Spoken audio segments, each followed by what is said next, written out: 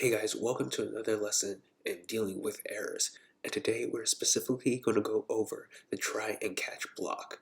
So what is try and catch? Well, the try and catch statement is a statement or a block of code that is designed to run code. But anyhow the code inside that try statement fails, then it's going to move on to the catch block and it's going to catch the error.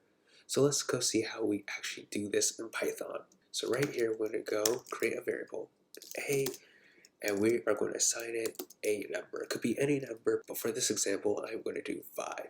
And we're going to create another variable and put the number 10 right here. Then we are going to go add two numbers together. So this is going to work perfectly, right?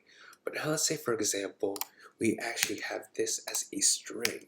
So this is actually going to create an error, a runtime error, which we have already talked about what a runtime error is. So if we run this, we have an error right here. And it says, unsupported operands, int, and string. So it's practically saying that it cannot combine or add an integer or a number to a string. And yes, of course, you cannot do that in Python. It just doesn't work that way. So now let's actually go use our try statement. So to use our try statement correctly, we are going to use try, and then we're going to add our colon.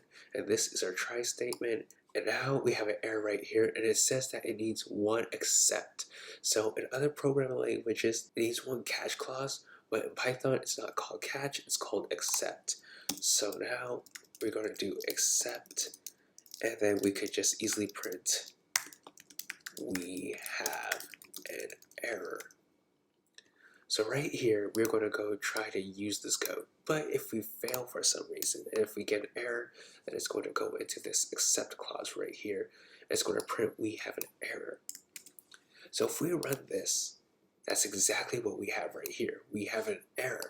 So now we can actually take this a step further and actually go see our error. So to do that, we're going to accept exception. And this is a general class, and it just gets all the exceptions or errors in this case, and we can actually give it an alias of e. So this is just practically our variable name to access our error right here. So if we do e dot, you can see all these arguments and values and variables that we can access from our exception right here. But that's not what we want to do. Instead, all we want to do is print the message that we get right here. So if we print our error or exception, what we should get is this. And it says unsupported operand types. And so this is exactly the error message that we had. But instead of program crashing, which you can actually see by right here, it's a blue, which means that it actually ran. If we actually did this without the try clause, then you would see the red like what we saw in the last error. But here it's blue, showing that our program actually ran successfully. So all we're doing right here is we're printing our error message. And that's very useful because when you're programming, you don't want your program to ever crash. You just want to get notified that you have an error. And that's exactly what's happening right here. We're being notified that we have an error because we cannot add an integer and a string together. So that's how you use the try and accept statements. We're almost there to the end of this course, and I'll see you in my next section.